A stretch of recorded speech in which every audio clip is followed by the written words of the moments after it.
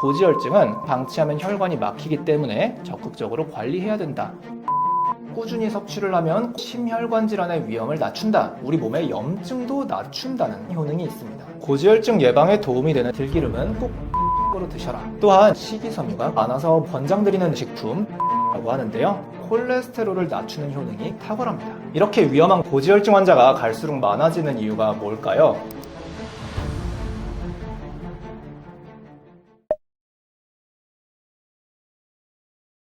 고지혈증이란 뭘까요? 말 그대로 피 속에 지방이 둥둥 떠다닌다 그래가지고 고지혈증이라고 부르거든요. 고지혈증의 그 유병률이 시간이 갈수록 점점 높아지고 있고요. 지금 대한민국 성인의 고지혈증 유병률 대략 20%까지 올라갔습니다. 쉽게 말하면 5명 중에 1명은 고지혈증을 앓고 있다 이렇게 생각하시면 되는데요. 고지혈증 환자가 갈수록 많아지는 이유가 뭘까요? 당연히 이제 현대인들이 기름진 음식 많이 먹어서라고 그렇게 생각하실 수 있는데 사실 이거는 반만 맞는 답이에요. 기름진 음식보다 더 중요한 게 바로 단 음식이라는 사실 혹시 들어본 적 있으신가요? 현대인들의 고지혈증 유병률이 높아지는 이유는 바로 마카롱이나 빵, 믹스커피처럼 달달한 정제 탄수화물을 많이 섭취하기 때문이에요. 우리가 단 음식을 먹으면 혈당이 갑자기 폭등을 하거든요. 그러면 혈당을 낮춰주는 인슐린이라는 호르몬이 많이 나오게 됩니다. 인슐린이라는 호르몬은 혈당을 낮춰주기도 하지만 이 혈당을 지방세포나 간으로 넣어주는 그런 역할도 하거든요. 간에 축적된 혈당이 우리 몸속에서 잔여 열량으로 바뀌면서 중성지방으로 바뀌게 됩니다. 이렇게 바뀐 중성지방이 피 속으로 녹아 나오면 그게 바로 고지혈증인 거예요. 그래서 우리 주변을 보면 기름진 음식 별로 좋아하지 않는데 고지혈증에 걸리는 사람들이 나오곤 하는 거죠. 고지혈증이 생기면 관리를 해야 된다, 약을 먹어야 된다 이렇게 생각하시곤 하는데 왜 관리를 해야 될까요? 바꿔 말하자면 고지혈증에 걸리면 사람이 죽고 사는 그런 위험한 병이 되는 걸까요? 오늘 요거에 대해서 한번 간단하게 말씀드려 볼게요. 일단 우리 고혈압, 당뇨, 고지혈증 해가지고 3대 만성질환 세트가 있어요. 이 중에서 하나에 걸리고 그걸 방치하면 나머지도 생기기 쉽기 때문에 고지혈증을 적극적으로 관리하셔야 되는 겁니다. 한 통계에 의하면 고혈압에 걸린 사람 중에서 72%가 고지혈증을 가지고 있고요. 당뇨 환자들의 경우에는 87%가 고지혈증을 함께 가지고 있는 겁니다. 즉 3대 만성질환에 한꺼번에 다 걸릴 수 있기 때문에 미리미리 관리를 하자는 거예요. 물론 고지혈증은 그 자체로 위험한 질환은 아니긴 합니다. 하지만 이걸 그냥 방치하면 혈관을 막아버리기 때문에 문제가 생기는 거예요. 죽상경화증이라는 말 들어보셨죠? 여기서 죽이라는 게 우리가 생각하는 그 끈적끈적한 죽을 의미하는데요. 우리가 혈액 속에 지방이 많으면 그 지방이랑 콜레스테롤이 혈관벽 안에 달라붙습니다. 이게 혈관벽을 파고 들어가고요. 그렇게 되면 염증세포가 우리 몸을 돌다가 찌꺼기를 잡아먹게 돼요. 이렇게 잡아먹으면 끈적끈적한 덩어리가 혈관벽에 붙고 혈관을 막게 되는 거예요. 우리 몸에 혈관이 정말 많은데요. 두꺼운 것도 있고 얇은 것도 있겠죠. 둘 중에서 어디가 막히는 게 더 쉬울까요? 얇은 혈관이 더 빨리 막히게 되고요. 이 얇은 혈관들은 여러 가지 장기에 다 분포해 있어요. 그 중에서 뇌, 아니면 심장, 이런 중요한 장기들의 얇은 혈관들이 많고요. 이 혈관들이 막히게 되면 그때는 심근경색 아니면 뇌졸중 이렇게 사람이 죽고 사는 문제로 바뀔 수 있는 겁니다. 그래서 고지혈증은 그냥 방치하면 혈관이 막히기 때문에 적극적으로 관리해야 된다 이렇게 생각해 주시면 될 것 같아요.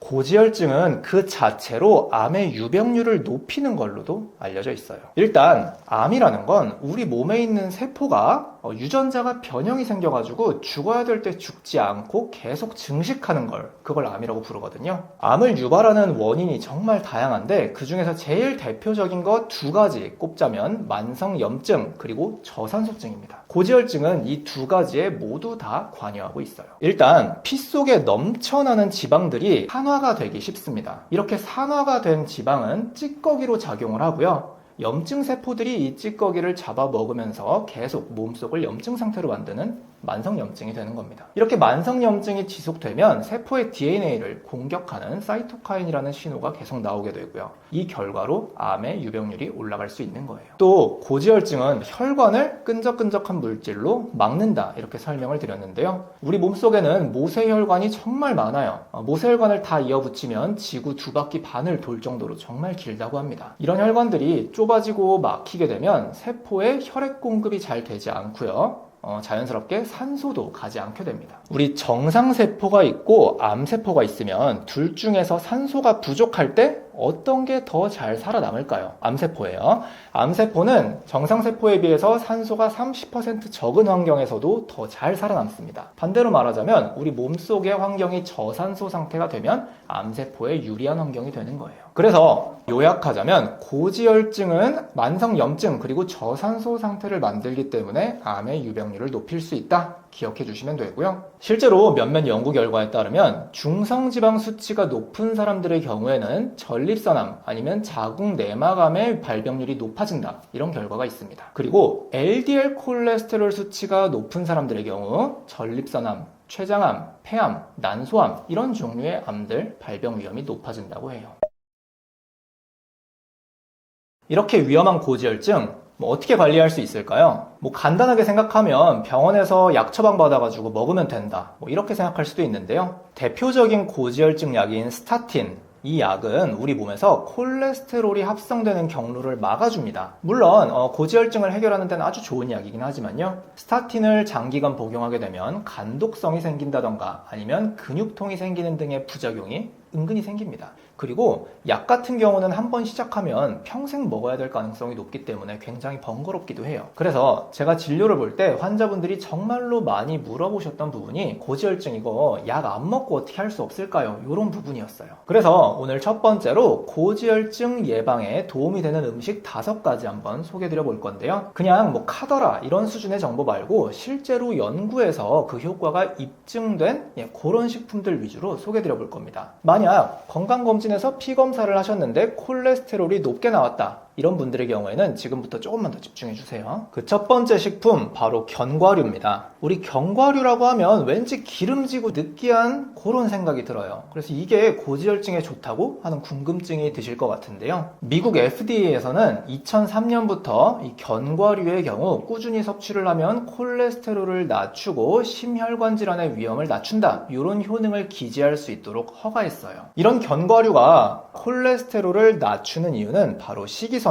그리고 불포화 지방산 때문이에요. 2013년에 하버드 의대 연구팀이 약 12만 명을 대상으로 30년 동안 굉장히 길게 추적 관찰을 한 연구가 있었거든요. 이 연구 결과 견과류를 꾸준히 섭취한 사람들의 경우 심혈관 질환의 발병 위험이 20%까지 낮아졌다. 이런 결과를 냈습니다. 그리고 2019년에 진행됐던 메타 연구가 있는데요. 이 메타 연구라는 거는 여러 가지 임상 연구를 모아가지고 다시 분석한 굉장히 근거 수준이 높은 연구거든요. 그 결과 하루에 42.5g, 그러니까 대략 한 줌 정도의 견과류를 꾸준히 섭취하는 사람들의 경우에는 총 콜레스테롤 그리고 LDL 콜레스테롤이 낮아지는 효과를 보였습니다. 고지혈증 예방에 도움이 되는 식품 2번째, 바로 들기름이에요. 들기름은 여러 가지 식용유 중에서 오메가3의 함량이 가장 높은 식용유에 속하거든요. 이런 들기름 꾸준히 섭취를 하면요, 중성지방의 생성을 억제하고 혈전도 줄이고요, 우리 몸의 염증도 낮춘다는 그런 효능이 있습니다. 여기서 중요한 것은 가열하지 않은 냉압착 생들기름을 드셔야 된다는 거예요. 들기름은 오메가3가 많아서 몸에 좋은 기름이지만요, 가열하거나 아니면 공기에 노출되면 산패가 굉장히 쉽게 되는 불안정한 식용유이기도 해요. 식용유가 산패가 되면 여러 가지 독성 물질, 발암 물질들이 나오기 때문에요. 들기름은 꼭 냉압착으로 드셔라 기억해 주시고요. 들기름의 효과에 대해서 진행됐던 연구도 몇 가지 소개해 드려 볼게요. 첫 번째로는 이란 연구팀이 10개의 연구를 가지고 메타 분석을 해봤는데요. 들깨를 꾸준히 섭취하는 사람들의 경우 총 콜레스테롤, LDL 콜레스테롤 그리고 중성지방의 수치가 모두 떨어지더라, 이런 결과를 냈습니다. 그리고 대만 연구팀이 진행했던 실험도 되게 재밌는데요. 21명의 사람들한테 들깨가루를 40g씩 4주 동안 꾸준히 섭취를 시켰어요. 이렇게 4주를 복용시키고 다시 검사를 했더니 총 콜레스테롤, LDL 콜레스테롤은 떨어졌고요. 항산화 지표는 증가하는 그런 효과가 있었습니다. 고지혈증에 도움되는 식품 세 번째, 바로 늘보리입니다. 보리는 두 종류가 있어요. 그게 껍질이 잘 벗겨지는 종류를 쌀보리, 그리고 껍질이 붙어있는 종류를 늘보리라고 하는데요. 이 늘보리, 껍질이 그대로 붙어있기 때문에 식이섬유 함량이 굉장히 높아요. 그래서 콜레스테롤을 낮추는 효능이 굉장히 탁월합니다. 일단 식이섬유가 콜레스테롤을 왜 낮추는 걸까요? 담즙이라는 말 들어보셨나요? 우리 간에서는 콜레스테롤이라는 재료를 가지고 담즙을 만들어서 배출을 합니다. 하루에 500에서 1000cc까지 굉장히 많은 양을 만드는데요. 이렇게 만들어진 담즙이 장으로 내려가서 지방을 소화시키는 역할을 도와줘요. 그리고 기능을 다한 담즙은 다시 재흡수가 됩니다.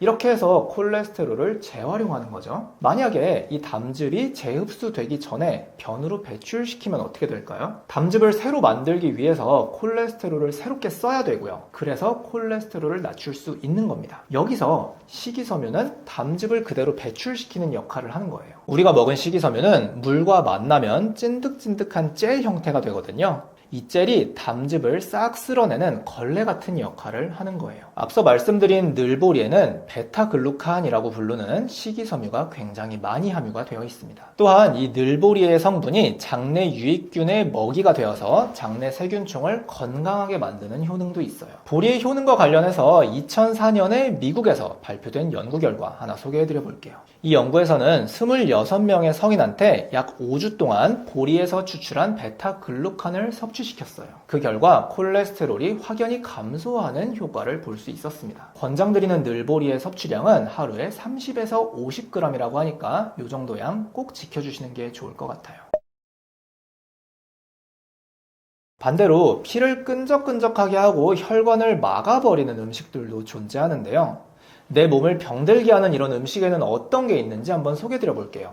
만약에 평소 드시던 음식 중에 이런 것들이 있으면 이건 꼭 피해 주시는 게 좋을 것 같아요. 고지혈증이 안 좋은 첫 번째 음식, 바로 붉은 고기입니다. 물론 고기에 있는 지방, 비계 이런 게 고지혈증에 안 좋을 것 같다는 상식은 있으시죠? 우리 소고기나 돼지고기에 붙어있는 비계를 싹 도려내고 먹으면 고지혈증에 안전할 것 같잖아요. 사실 이건 틀린 말입니다. 붉은 고기나 가공육 같은 식품을 많이 먹으면 거기에 단백질이 정말 많은데요. 이 단백질이 이렇게 과도하게 섭취한 단백질이 장으로 들어가서 유해균을 만나면 TMAO라고 부르는 염증 물질로 변하게 됩니다. 이런 염증 물질이 몸속에 많아지게 되면 혈관 내피를 손상시키고요. 그쪽으로 콜레스테롤이 축적되면서 아까 말씀드렸던 죽상경화증이랑 비슷한 상태가 됩니다. 그래서 고기를 과도하게 섭취하는 경우 동맥경화가 진행될 수 있다, 이런 연구 결과도 있어요. 그래서 소고기, 돼지고기, 비계뿐만 아니라 그냥 붉은 고기 그 자체도 과도하게 섭취하면 위험하다, 기억해 주시는 게 좋을 것 같아요. 그 다음 나쁜 음식,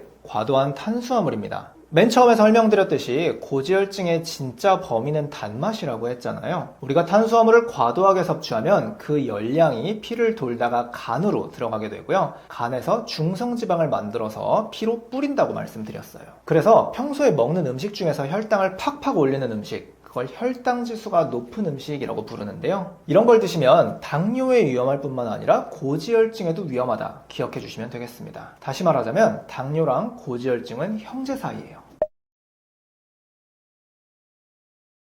오늘 고지혈증이라는 질환이 왜 위험한지, 고지혈증이 암이랑 무슨 상관이 있는지 설명을 드렸고요. 그리고 고지혈증을 예방하는 데 어떤 음식이 좋은지, 고지혈증의 나쁜 음식은 뭔지 간단하게 정리를 해봤습니다. 만약 건강검진에서 고지혈증을 진단받으신 분들이었다, 그러면 오늘 보신 영상 꼭 기억해 주시고요. 평소에 드시던 음식들 나는 잘 먹고 있었는지 다시 한번 확인해 보시는 게 좋을 것 같습니다.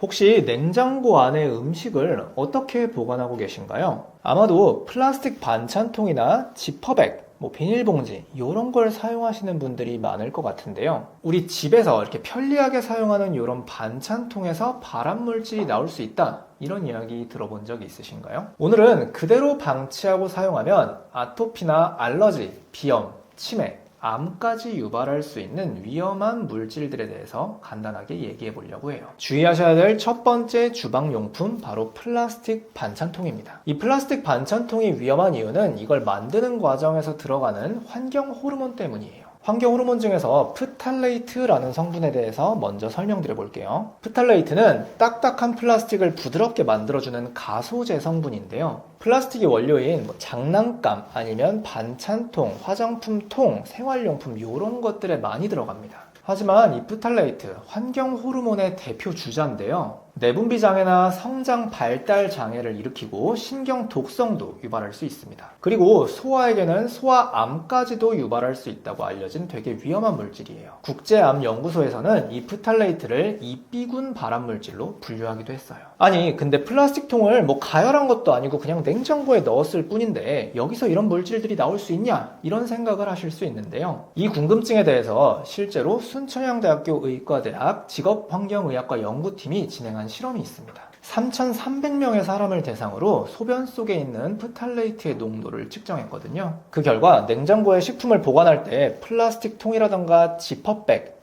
비닐 이런 것들을 사용한 사람들의 경우 소변 속의 프탈레이트 농도가 37%까지 높게 확인이 됐습니다.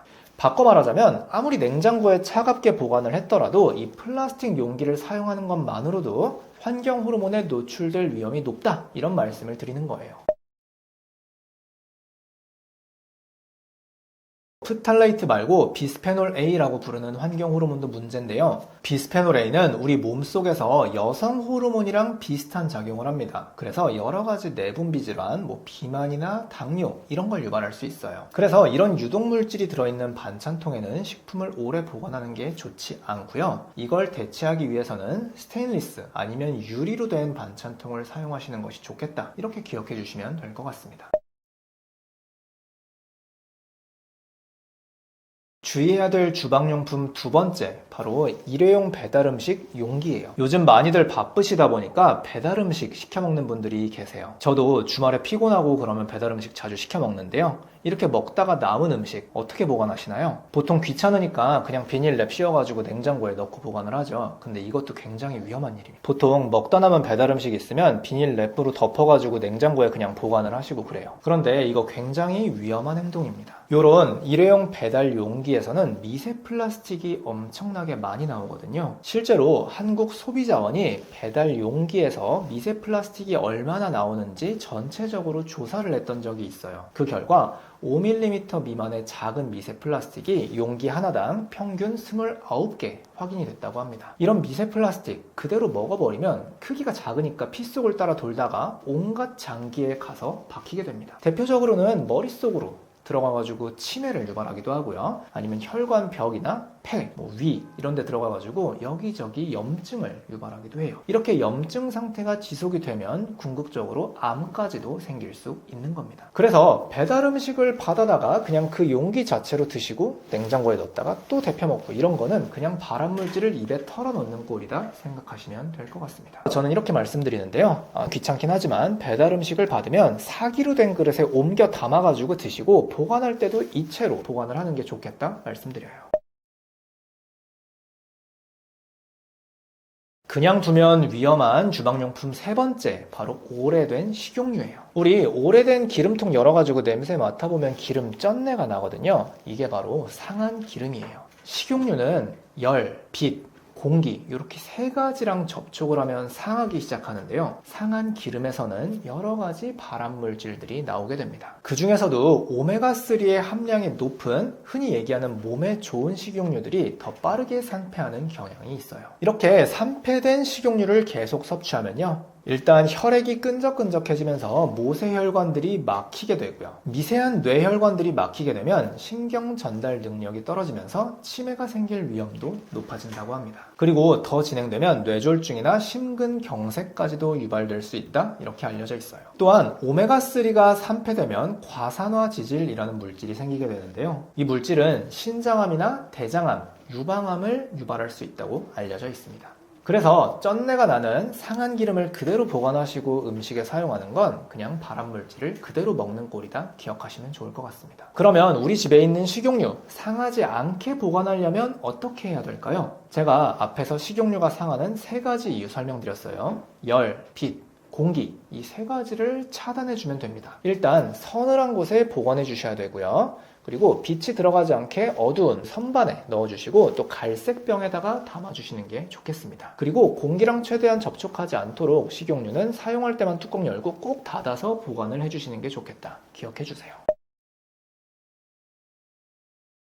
조심하셔야 될 주방용품 네 번째, 바로 코팅된 프라이팬이거든요. 우리 주방에서 사용하는 프라이팬은 요리할 때 들러붙지 않도록 코팅이 싹 돼 있습니다. 이 코팅하는 물질을 테플론이라고 불러요. 사실 테플론이라는 물질 자체는 굉장히 안전하기 때문에 섭취해도 큰 부작용은 없거든요. 그런데 테플론을 이 알루미늄에다가 갖다 붙이는 접착제 성분, 과불화 화합물이 문제입니다. 이 물질을 PFOA라고 부르는데요. 이 PFOA는 1군 발암물질로 분류가 되어 있고요. 신장암이나 고환암을 유발할 수 있다고 알려져 있습니다. 그리고 이 과불화 화합물이 한번 몸에 들어오면 이게 잘 안 빠져나가요. 최대 4년까지 몸에 남아있을 수 있다고 알려져 있거든요. 물론 요즘에는 이 PFOA free라고 찍혀있는 제품도 나오긴 하는데요. 이게 이 PFOA가 아예 없다는 뜻이 아니라 검출 한도 이내로 적게 들어있다는 뜻이라서 무시하시면 안 됩니다. 그래서 일단 첫 번째로는 이런 테플론 코팅 프라이팬을 만약에 사용하신다면 절대로 긁히지 않게, 설거지할 때 철수세미 이런 거 쓰시면 안 되고요. 그리고 조리할 때도 이 철로 된 조리기구로 해가지고 긁히지 않게, 이거를 주의하셔야 됩니다. 더 근본적인 방법은요, 세라믹이나 아니면 스테인리스로 된 프라이팬을 사용하시는 겁니다. 이런 경우에는 긁히더라도 이 위험한 물질이 나오지 않겠죠. 그래서 요약하자면 집에 있는 테플론 프라이팬은 긁히지 않도록 정말 주의하시고, 가능하면 안전한 세라믹이나 아니면 스테인리스 프라이팬으로 바꾸자, 이렇게 기억해 주시면 좋을 것 같습니다. 조심하셔야 될 주방용품 다섯 번째, 바로 비닐랩이에요.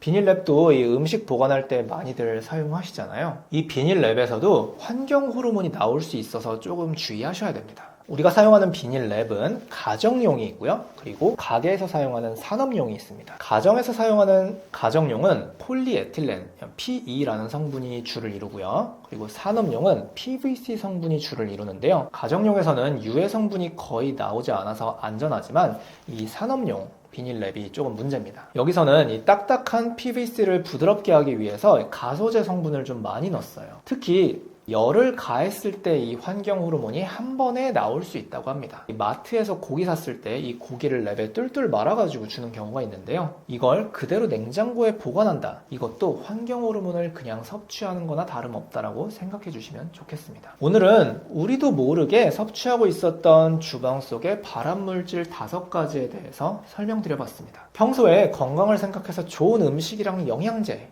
운동 이런 걸 아무리 챙기더라도 이렇게 일상생활 속에서 발암물질을 섭취한다면 말짱 도루묵이 될 수 있어요. 그래서 오늘 영상 보신 분들, 우리 집 주방에는 발암물질이 없는지 꼭 한번 확인해 주시고요.